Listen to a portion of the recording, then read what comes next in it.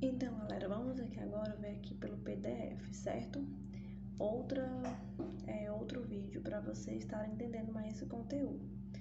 Uma reta é transversal a uma outra se possui apenas um ponto em comum.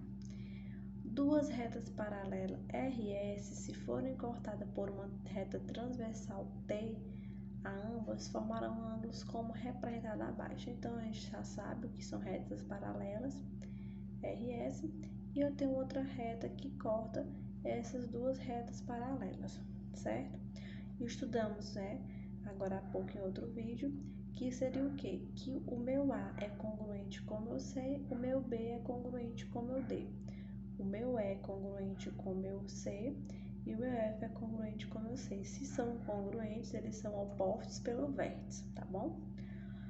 Na figura, os ângulos que apresentam as mesmas cores são congruentes, certo?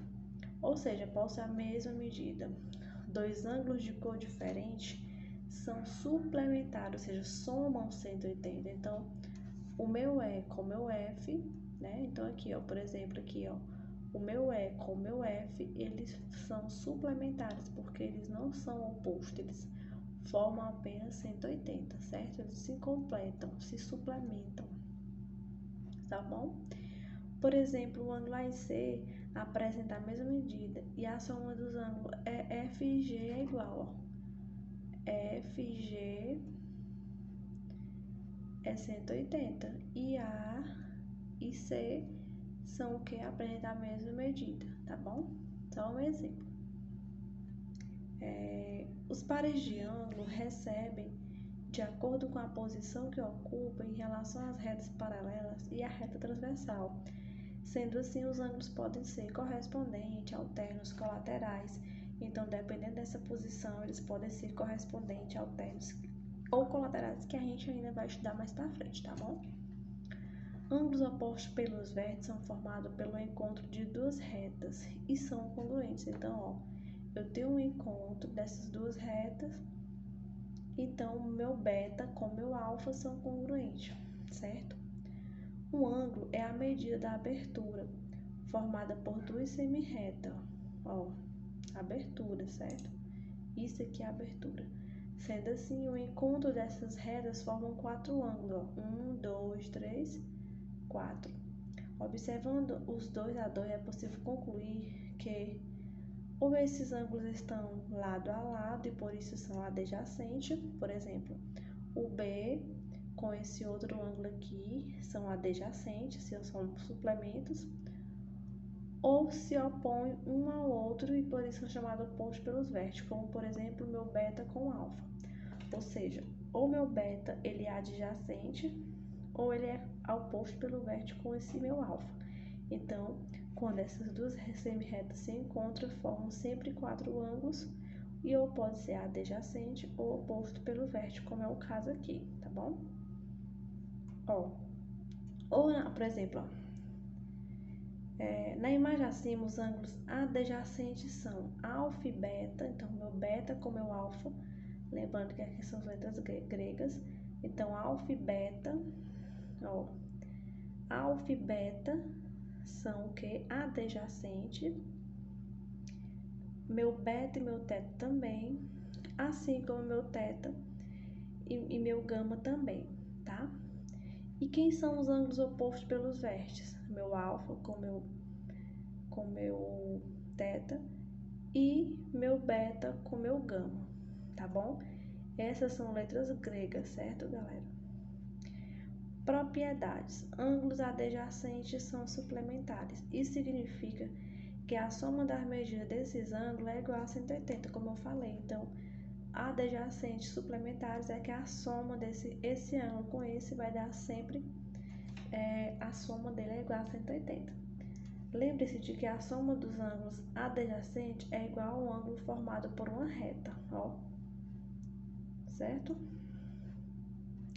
Ângulos opostos pelos vértices são congruentes, como já foi falado, né? Duas figuras são congruentes quando suas medidas são iguais. Então, se suas medidas são iguais, eles são o quê? Congruentes.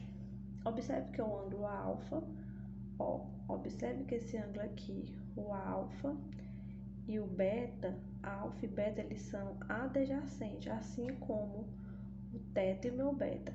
Além disso, observa que já aqui, o meu alfa com o teta, eles são o que? Oposto pelos vértices, tá?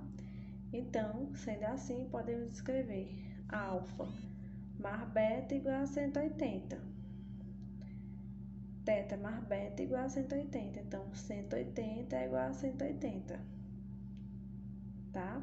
Alfa mais beta é igual a teta mais beta. Alfa é igual a mais beta menos beta, que A é igual a teta. Isso, ele só quer demonstrar algebricamente que isso aqui é oposto a isso aqui. Pela figura a gente já consegue deduzir isso, tá bom? Essa parte aqui é a parte, ele só está provando algebricamente, tá? Peço que vocês estudem e entendam isso aí. Então, como como alfa e teta são iguais, podemos dizer que os ângulos opostos pelos vértices possuem a mesma medida, certo? Por exemplo, eu tenho aqui um exemplo que trouxe para vocês. Eu tenho meu beta e tenho meu alfa. 50 graus é meu teta. Então, qual é a medida desse outro ângulo? Observe que esse B está oposto pelo vértice ao ângulo 50. Logo, quanto é que vai valer meu B? 50. E para quanto é que vai valer meu A? Meu A é o quê? A soma desse com esse outro aqui tem que dar 180. Então, eu tenho 50 para 180, vai contar quanto? 130, certo? Ó, como alfa e teta são opostos pelos vértices, também possuem medidas iguais. Para descobrir a medida de um deles, basta se lembrar da primeira propriedade, ou seja, alfa e teta são adjacentes a 50. Por isso, 50 mais alfa, então a soma disso aqui tem que dar quanto? 180. Respondendo algebricamente, substituindo, ó, AL é igual a 180, jogo 50 para lá, alfa é igual a 130. Somando 130 que a gente encontrou mais 50 dá 180. Sempre tem que dar aqui, ó, 180 nesse ângulo aqui, certo? E eu deixo uma atividade para vocês responderem e mais link de vídeo, ok? Até a próxima aula.